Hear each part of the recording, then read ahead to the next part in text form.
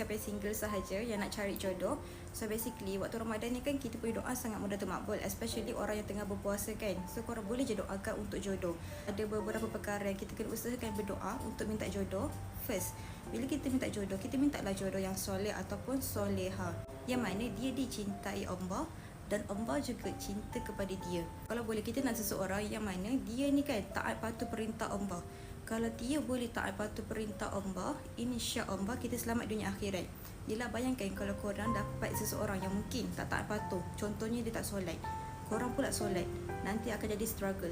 Lagi-lagi untuk seorang perempuan, sebab perempuan kita nak cari seorang imam. Kalau imam tu sendiri dia gagal taat patuh perintah Allah, macam mana dia nak guide family kita? Betul tak? Yang kedua, mintalah dekat Allah supaya dikurniakan ibu mentua yang baik, yang mana dia sayang kita sama seperti dia sayang anak kandung dia sendiri.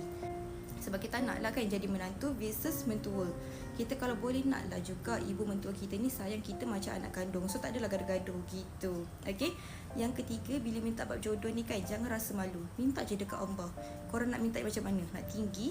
Nak macam opa-opa Korea? Apa lagi yang korang nak? Minta je. Okay. Tapi andaikan kalau tak dapat, still kita yakin dan percaya itu adalah pilihan yang terbaik pada pandangan Allah dunia akhirat kita. So kita akan rasa lebih gembira lah dengan pasangan yang kita akan dapat. Okay. Sebab kita pun tak tahu kan siapa pasangan kita kan.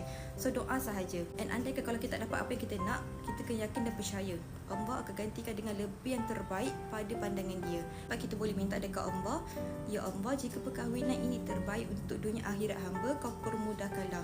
Sebab kita tahu perkahwinan ini ibadah yang panjang. Kalau boleh kita nak dalam keadaan kita beribadah dalam keadaan yang rasa bahagia, tenteram, okay, sakinah mawadah warahmah. Sebab tu minta dekat Allah supaya kalau perkahwinan ni menjadi yang kita dekat kepada Allah, maka kita minta dekat Allah supaya dipermudahkan. Namun jika sebaliknya, jagalah iman kita, jagalah hati kita supaya tak mudah suka seseorang, especially bukan pasangan ataupun jodoh kita. Gitu. So hopefully video ni bermanfaat, dan kalau bermanfaat, jom share biar ramai tahu. Wallahu a'lam.